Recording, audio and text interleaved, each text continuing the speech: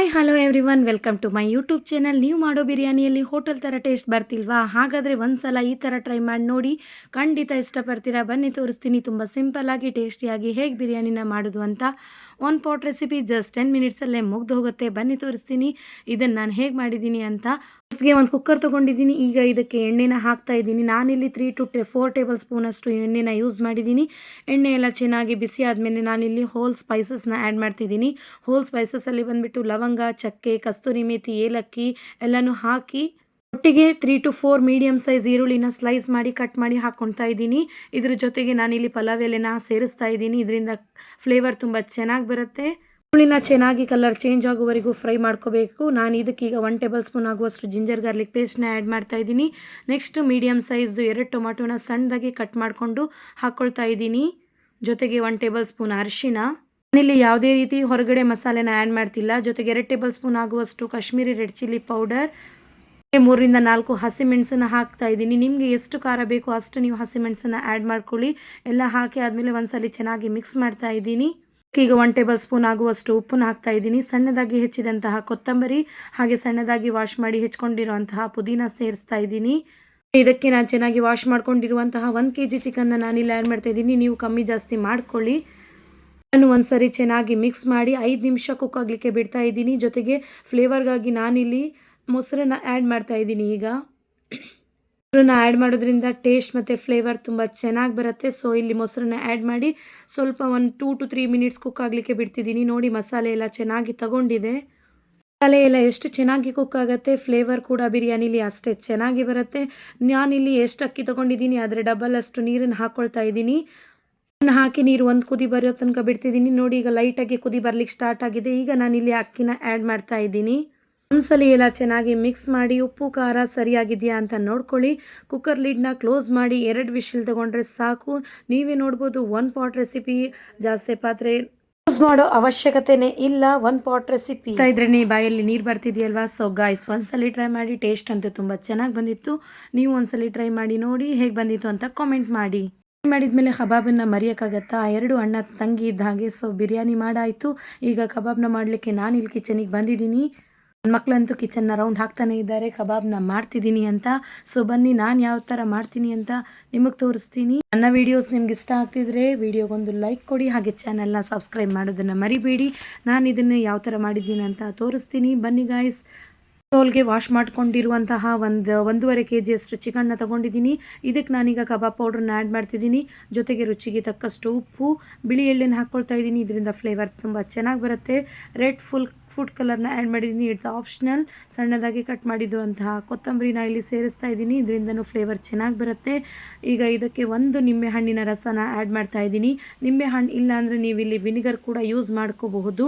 1 table spoon ಆಗುವಷ್ಟು ವಿನಿಗರ್ನ add ಮಾಡಿ ಎಲ್ಲನೂ ಚೆನ್ನಾಗಿ ಮಿಕ್ಸ್ ಮಾಡಿ. ಚಿಕನ್ನ ಎಷ್ಟು ಚೆನ್ನಾಗಿ ಮಿಕ್ಸ್ ಮಾಡಿ ಮ್ಯಾರಿನೇಟ್ ಮಾಡ್ತಿರೋ ಟೇಸ್ಟ್ ಕಬಾಬಿಂದು ಅಷ್ಟೇ ಚೆನ್ನಾಗಿ ಬರುತ್ತೆ. ನಾನಿಲ್ಲಿಗ ಮ್ಯಾರಿನೇಟ್ ಮಾಡಿದ್ದೀನಿ. ಇದನ್ನು ಒಂದು ಹಾಫ್ ಆನ್ ಅವರ್ ಆದರೂ ಹೀಗೆ ಬಿಡ್ತೀನಿ, ಎಲ್ಲ ಮಸಾಲೆ ಚಿಕನ್ನಿಗೆ ಚೆನ್ನಾಗಿ ಅಂಟ್ಕೊಳ್ಳಿ ಅಂತ. ಒಬ್ಬರು ಕಬಾಬ್ನ ಒಂದೊಂದು ರೀತಿ ಮಾಡ್ತೀರಾ, ಬಟ್ ಒಂದ್ಸಲಿ ನಾನು ಮಾಡೋ ರೀತಿಲಿ ಟ್ರೈ ಮಾಡಿ ನೋಡಿ, ತುಂಬ ಇಷ್ಟಪಟ್ಟು ತಿಂತೀರಾ. ಇಲ್ಲಿ ನೋಡಿ ಎಣ್ಣೆ ಬಿಸಿ ಆಗಿದೆ. ಎಣ್ಣೆ ಬಿಸಿ ಆದಮೇಲೆ ನಾನಿಲ್ಲೇ ಒಂದೊಂದೇ ಪೀಸ್ನ ತೆಗೆದು ಮ್ಯಾರಿನೇಟ್ ಮಾಡಿದ್ದುವಂತಹ ಚಿಕನ್ ಪೀಸಸ್ನ ಎಣ್ಣೆಲಿ ಬಿಡ್ತಾ ಇದ್ದೀನಿ. ನಾನ್ ವೆಜ್ ಲವರ್ಸ್ಗಂತೂ ಕಬಾಬ್ ತುಂಬಾ ಇಷ್ಟ ಆಗುತ್ತೆ. ವೀಕೆಂಡಲ್ಲಿ ಒಂದ್ಸಲಿ ಟ್ರೈ ಮಾಡಿ ನೋಡಿ, ತುಂಬ ಇಷ್ಟಪಟ್ಟು ತಿಂತೀರಾ. 2 ಸೈಡ್ ಚೆನ್ನಾಗಿ ಇದನ್ನು ಈಗ ಫ್ರೈ ಮಾಡ್ಕೊಳ್ತಾ ಇದ್ದೀನಿ. ಯೂಟ್ಯೂಬ್ ಲೈವ್ ಮಾಡುವಾಗ ತುಂಬ ಜನ ಹೇಳ್ತಾ ಇದ್ದಿದ್ದು ಒಂದೇ, ನಿಮ್ಮ ಸ್ಟೈಲಲ್ಲಿ ಒಂದ್ಸಲಿ ಬಿರಿಯಾನಿ ಮಾಡಿ ತೋರಿಸಿ, ರಂಜಾನ್ ಹಬ್ಬಕ್ಕೆ ಕರೀರಿ ಅಂತ. ಯಾರೆಲ್ಲ ನನ್ನ ಚಾನಲ್ನ ಸಪೋರ್ಟ್ ಮಾಡಿದ್ದೀರಾ ಎಲ್ರಿಗೂ ಥ್ಯಾಂಕ್ಸ್ ಗಾಯ್ಸ್. ನೋಡಿ ಇಲ್ಲಿರೋದು 2 ಸೈಡ್ ಚಿಕನ್ ಚೆನ್ನಾಗಿ ಕ್ರಿಸ್ಪಿ ಆಗಿ ಕುಕ್ ಆಗಿದೆ. ಇಲ್ಲಿ ನಾನೀಗ ತೆಗೆದು ಪ್ಲೇಟಿಗೆ ಹಾಕ್ಕೊಳ್ತಾ ಇದ್ದೀನಿ. ವಿಡಿಯೋಸ್ನ ನೋಡಿ ನನ್ನ ಕನ್ನಡನ ಯಾರೆಲ್ಲ ಇಷ್ಟಪಟ್ಟಿದ್ದೀರಾ ಗಾಯ್ಸ್, ಎಲ್ರಿಗೂ heartly thank you so much. ಇದೇ ಥರದ ಹೆಲ್ದಿ ರೆಸಿಪೀಸ್ಗಾಗಿ ನನ್ನ ಚಾನಲ್ನ ಲೈಕ್ ಮಾಡಿ ಸಬ್ಸ್ಕ್ರೈಬ್ ಮಾಡೋದನ್ನು ಮರಿಬೇಡಿ. ಮತ್ತೆ ಚಿಕನ್ನಲ್ಲಿ ಯಾವ್ಯಾವ ರೆಸಿಪೀಸ್ ಬೇಕು, ಯಾವ್ಯಾವ ರೆಸಿಪೀಸ್ನ ನೋಡೋಕೆ ಇಷ್ಟ ಇದೆ ಅಂತ ಕಾಮೆಂಟ್ ಮಾಡಿ ಗಾಯ್ಸ್. ಆ ರೆಸಿಪೀಸ್ನ ನಾನು ಟ್ರೈ ಮಾಡಿ ವಿಡಿಯೋ ಮಾಡಿ ಹಾಕ್ತೀನಿ. ಒಂದು ಸೈಡ್ದು ಆಗಿದೆ ಕುಕ್ಕು, ಇನ್ನೊಂದು ಸಲ ಹಾಕ್ತಾ ಇದ್ದೀನಿ. ಇನ್ನೊಂದು ಟ್ರಿಪ್ ನಾನಿಲ್ಲಿ ಹೋಮ್ ಮೇಡ್ ಮಸಾಲೆನೇ ಹಾಕಿದ್ದೀನಿ, ಯಾವುದೇ ಆರ್ಟಿಫಿಷಿಯಲ್ ಬೇರೆ ಮಸಾಲೆನೆಲ್ಲ ಯೂಸ್ ಮಾಡಿಲ್ಲ. ಸೊ ಯಾರಿಗೆಲ್ಲ ಕಬಾಬ್ ನೋಡೋಕೆ ಇಷ್ಟ ಆಗ್ತಿದೆ ಒಂದ್ಸಲಿ ಟ್ರೈ ಮಾಡಿ ನೋಡಿ ಗಾಯ್ಸ್. ಹಾಗೆ ವಿಡಿಯೋಗೆ ಯಾರೆಲ್ಲ ಲೈಕ್ ಕೊಡ್ದೇನೆ ನೋಡ್ತಿದ್ದೀರಾ ಬೇಗ ಬೇಗ ಗಾಯ್ಸ್ ವಿಡಿಯೋಗೊಂದು ಲೈಕ್ ಕೊಡಿ. ಹಾಗೆ ಚಾನಲ್ನ ಸಬ್ಸ್ಕ್ರೈಬ್ ಮಾಡದೆ ನೋಡ್ತಾ ಇದ್ರೆ ಬೇಗ ಬೇಗ ಸಬ್ಸ್ಕ್ರೈಬ್ ಮಾಡ್ಕೊಳ್ಳಿ. ಇನ್ನು ಮುಂದೆ ತುಂಬ ಸಿಂಪಲ್ ರೆಸಿಪೀಸ್ನ ತಗೊಂಡು ಬರ್ತೀನಿ ನೋಡಿ. ಈಗ ಕಬಾಬ್ ಆಗಿ ರೆಡಿ ಆಗಿದೆ. ಇಲ್ಲಿ ಒಂದು ಪ್ಲೇಟಲ್ಲಿ ಸರ್ವ್ ಮಾಡ್ತಿದ್ದೀನಿ. ನೀವೇ ನೋಡ್ಬೋದು ಎಷ್ಟು ಚೆನ್ನಾಗಿ ಕಾಣ್ತಿದೆ ಅಂತ. ಒಂದ್ಸಲಿ ಟ್ರೈ ಮಾಡಿ ನೋಡಿ. ಆದರೆ ಮಕ್ಕಳು ಮನೇಲಿದ್ದಾರೆ ಅನ್ನೋದೇ ಒಂದು ಖುಷಿ ಅಲ್ವಾ. ಸೊ ಹಾಗಾಗಿ ಮಕ್ಕಳಿಗೆ ಇಷ್ಟ ಆಗಲಿ ಅಂತ ನಾನೊಂದು ಸ್ವೀಟ್ ರೆಸಿಪಿನ ಇವಾಗ ಪ್ರಿಪೇರ್ ಮಾಡ್ತಿದ್ದೀನಿ. ಇದು ಬಂದುಬಿಟ್ಟು ರೈಸ್ ಖೀರ್. ಮಕ್ಕಳಿಗಂತೂ ಸ್ವೀಟ್ ಅಂದರೆ ತುಂಬಾ ಇಷ್ಟ. ಸೊ ಬನ್ನಿ ಇದನ್ನು ಹೇಗೆ ಮಾಡೋದು ಅಂತ ತೋರಿಸ್ತಿದ್ದೀನಿ. ಒಂದು ಪಾತ್ರೆಗೆ ಇಲ್ಲಿ 1 ಲೀಟ್ರ್ ಆಗುವಷ್ಟು ಹಾಲನ್ನು ನಾನು ಬಿಸಿ ಮಾಡಲಿಕ್ಕೆ ಇಟ್ಟಿದ್ದೀನಿ. ಈಗ ಇದಕ್ಕೆ ನಾನು ಇವಾಗ ಖೋವಾನ ಆ್ಯಡ್ ಮಾಡಿ ಚೆನ್ನಾಗಿ ಮಿಕ್ಸ್ ಮಾಡ್ತಿದ್ದೀನಿ. ವಿತೌಟ್ ಎನಿ ಲಮ್ಸ್ ಇರಬೇಕು ಆ ಥರ ಇದನ್ನು ಒಂದ್ಸಲಿ ಮಿಕ್ಸ್ ಮಾಡ್ತಾ ಇದ್ದೀನಿ. ಈಗ ಜೊತೆಗೆ ಮೊದಲಿಗೆ ಕುಕ್ ಮಾಡಿರುವಂತಹ ರೈಸನ್ನು ಕುಕ್ ಮಾಡಿ ಮ್ಯಾಶ್ ಮಾಡಿ ಹಾಕ್ತಾ ಇದ್ದೀನಿ ಇದಕ್ಕೆ.